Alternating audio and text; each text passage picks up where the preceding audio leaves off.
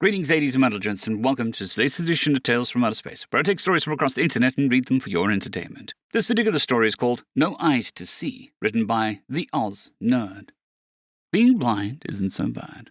Though I suppose I'm a bit biased on that. Hell, my entire species would be biased. It's hard not to be when your race made it to the stars without eyes. Nope, just hearing and touch that are apparently ridiculously acute. When we first heard about sight, we thought that we were talking to an asylum escapee, being able to survey the environment without feeling the vibrations. Get out of here! But as time wore on, and every species my kind interacted with proved that sight existed, we accepted that we were left without a gift that the rest of the universe never had to think about.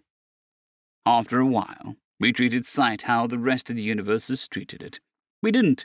It was just another fact of life that everyone could see, except for us. But not me. From the moment I first heard of this fancy-schmancy thing called sight, I was enamored. I felt as much articles as I could find just to learn that little bit more. But when I inevitably ran out of articles on sight from a blind race, I turned to the intergalactic community. I learned multiple touch-based languages just to feel that information, and to let me tell you, I vastly prefer Majonic script. You don't have to use these wiry patterns like sightless Piccolo or wimpy bumps like the Braille. No, in Majonic, you have a nice, clear, well-defined runes. They're raised high enough from the slate that you can't mistake them for crumbs, and they're solid and varied enough that there is no question what you're feeding in that specific rune. Anyway, once I learned a species writing system for the blind, I felt article after article and study after study. I learned that not all eyes are created equal. Some are able to see colors on entirely separate wavelengths, and some aren't able to see some colors at all. But the one thing I learned more thoroughly than anything else is that I had to have eyes.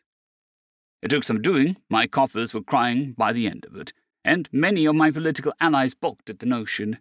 But I wasn't going to give up as easily as they hoped. The doctors offered a wide variety of simulated eyes, from the Tuan to the Quarian. Apparently, they can see colors to the ends of the spectrum. I was and still am pretty sure that a set of Quarian peepers would drive me insane. So I went fairly modest with a full intention to upgrade. Human eyes. The doctors hated that. They said that I should choose the less sophisticated set. The doctors hated that.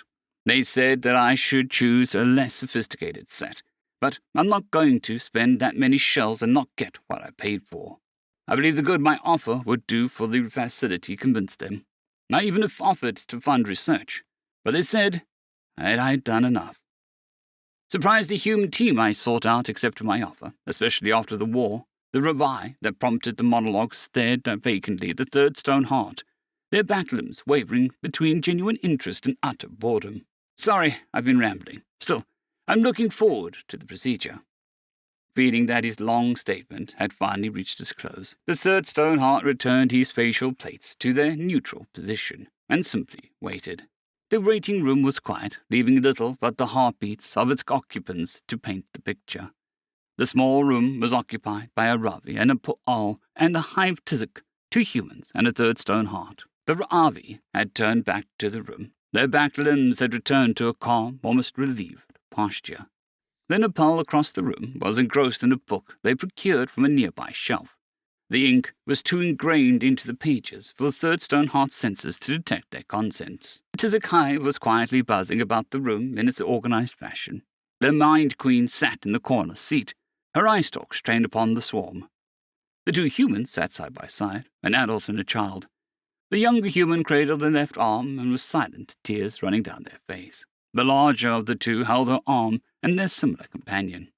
The third stone heart felt her eyes staring directly at him, a scowl on her face. The minutes ticked by. Patients of all races left the ward beyond their feet and being carried in by a number of mobility aids. Feeling exactly who occupied the facility through its walls revealed to Third Stone Heart that he was the only Majonic present at the hospital, and he could hardly blame his fellow Majonica. Tensions between his race and the galaxy at large were indeed high, but his race's superior position left him with little worry. After an hour of waiting, a particularly rhythmic set of footsteps caught Third Stoneheart's attention. A female human, in full doctor's garb, carrying a slate their race called a clipboard. She rounded the corner into the waiting room, took a look at the clipboard and spoke. Third Stoneheart. His name was unmistakable, even through the translator's emotionless filter. With a smile, Third Stoneheart rose from his seat and accompanied the woman out of the room. Sterile corners were rounded, and Third Stoneheart felt the writhing of patients beyond the various doorways lining the passageways, feeling empathetic to their plights. Before he even reached the operating room, the Majonic could feel the heavy machinery filling the space. But the scale of the myriad of apparatuses put some fear into him. Senator Third Stoneheart, may I call you Stoneheart? The human nodded respectfully to Third Stoneheart, who obliged this request. My name is Kull, and I will be your surgeon today. Now, is this standard procedure that I explain the operation to you before you make the final call? Third Stoneheart took the slate handed to him by the physician. Familiar Majonic runes met his feathers. Kull continued. The operation will go as such. When the anesthesia has taken full effect, we will remove the rear cranial plate and gain access to your brain. Stoneheart shuddered at the thought, but urged the surgeon to continue. Once there, we will graft the artificial visual cortex onto the rear of your brain, and attach a pair of synthetic human eyes to your facial plates, just below your nose. Stoneheart lit up in an insight when he heard those words. It wasn't until the moment when it dawned on him that it was really happening that he was finally going to gain sight. The slate listed off legal jargon that was standard when it came to medical procedures, and Stoneheart wasn't in the mood to read it all. With a tap of his feeler, the waiver was signed and the Majonic was ushered to the table. He shifted his rear flank plate to allow passage for the anesthetic needle. The anesthetic worked fast, and Stoneheart could hardly tell if Kull was talking or not. He wasn't complaining, though. He was too eager to have eyes for complaints. When a quiet chuckle from the doctor in the back, Stoneheart drifted off to sleep. It was with some discomfort that Stoneheart awoke. The room around him felt amorphous, ever-changing as he rose to an unfamiliar bed. The forms that were without a doubt around him refused to come into focus as sensations returned to his body. And with sensation came pain. Precise, stabbing pain wreaked havoc inside his head, increasing in intensity as his consciousness returned in full. He scrambled for a call nurse button, finding it physically when his more acute senses failed him. After a minute of subduing agonizing screams, the nurse arrived and injected yet more anesthetic into Stoneheart's side. It was clearly a weaker substance, as it took a few minutes for the pain to begin numbing. By that point, the room began to solidify. The recovery ward was small, and the few other beds in the room were vacant. The nurse vacated the room as more footsteps echoed on the ward's walls. It was Kull. The surgeon felt a bit different than before, but it was definitely him. The human stood at the end of the bed with a confident posture, and spoke. Open your eyes. When I simply feeling the environment, Stoneheart had never considered his experience anything but complete. But now that he could truly see, the world came into focus like it never had before. He examined his forelimbs like they were alien objects, waving about the 7 feeler digits at the end of each limb just to see how each one caught that light that was shone down from above. He looked up at the ceiling and, squinting, at the harsh light from the fixture above. He gazed about the room, marveling at the way shadows were cast by folds from the privacy curtain circling the other beds in the ward. He turned around and saw something. He saw only a flat surface, but saw something entirely different. A squat form, its various solid plates, its 2 beady eyes. It was Majonic. It was him. He gawked at his reflection, as the other races called it, taking in exactly how everyone else saw him. Slipping out of the bed, he watched as his legs bowed slightly when he put his weight on them, delighted in simply watching it happen. He was on the verge of crying. It was so beautiful. Then Kull spoke again. Turn around. Stone did so, eager to see the people responsible for his miracle. But when he laid eyes on his benefactors, all prior notions immediately faded away. The solid shapes that he had felt prior were gone. In their place was something other. It floated, seemingly radiating beyond its central form. Nothing remained of the humans he felt. No eyes, no limbs, no hair. It was simply otherworldly in a way that other species was. It was equally beautiful and haunting in the ways he couldn't describe.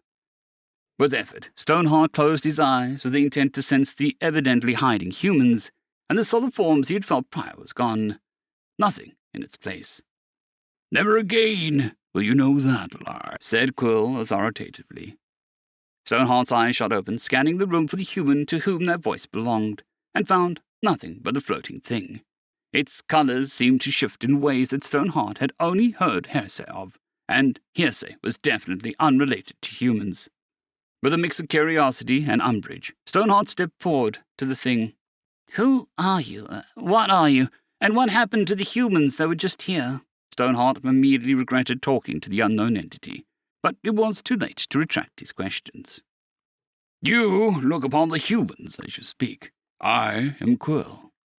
This unbelievable phrase sparked something in Stoneheart he couldn't quite discern.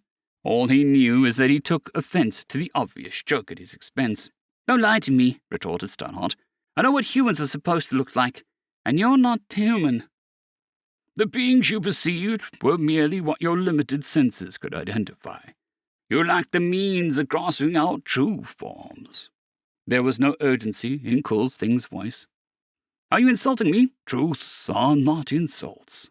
The Quill thing's form seemed to quiver as it spoke. "We didn't go to war with you. I'm pretty sure we would have known otherwise." "Your lack of sight kept you from seeing the truth. We've cured your disease." Maybe it was the tone with which Quill thing spoke, but Stoneheart was beginning to find it convincing. The apparent abilities this thing possessed would have aided a species in surviving the Majonic attack, and if its true form was only able to be perceived by sight as it is so claimed, that would explain why only the Majonic attacked. Nobody would want to go to war with something as utterly unknowable and alien as that.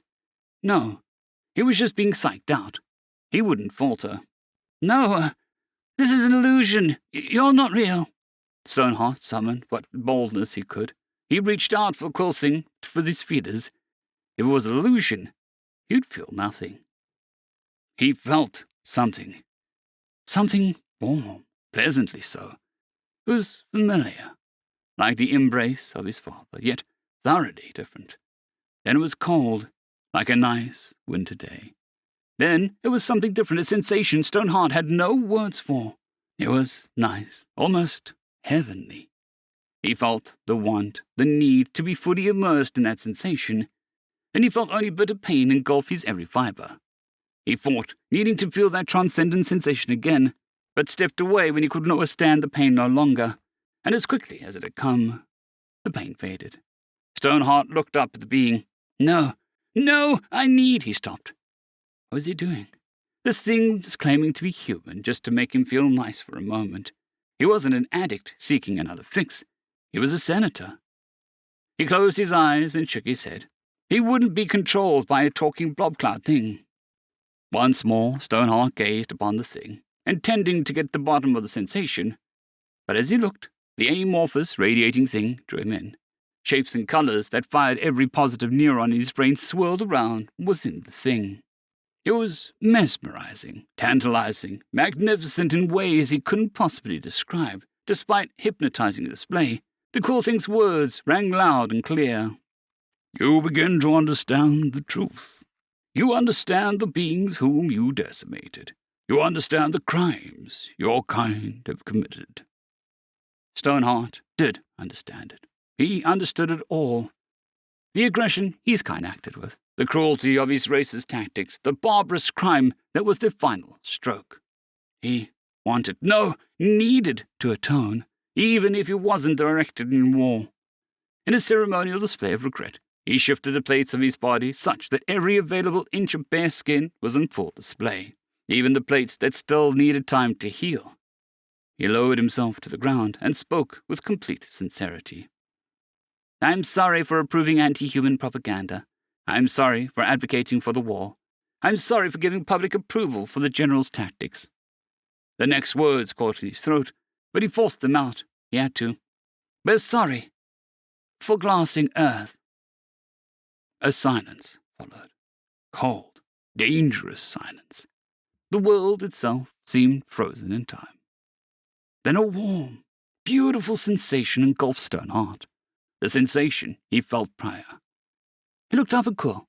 That beautiful, incredible human. The human wordlessly commanded Stoneheart to rise. And he did.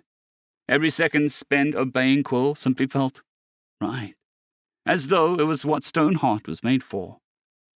Quill spoke once more in his heavenly voice. You are complete. Now go, tell your companions of our service. Do not tell them of our true forms. They must experience it themselves. Yes, sir. Stoneheart was all too happy to obey, and immediately strolled from the room, euphoric. Quill watched with cautious satisfaction as the ugly mahogany-red creature lumbered out of the room, its heavy footsteps shaking the ward. Already feeling the commendation for his superiors, he pulled a communicator from his jacket. Neural manipulator replied, begin surveillance. Repeat, begin surveillance, over. Roger, good work, Quill, over. As he returned his communicator to his pocket, Quill could scarcely think the Majonic were ignorant enough to believe the war was over. It was anything but. Humanity still had fighting, and she would have her revenge. End of story.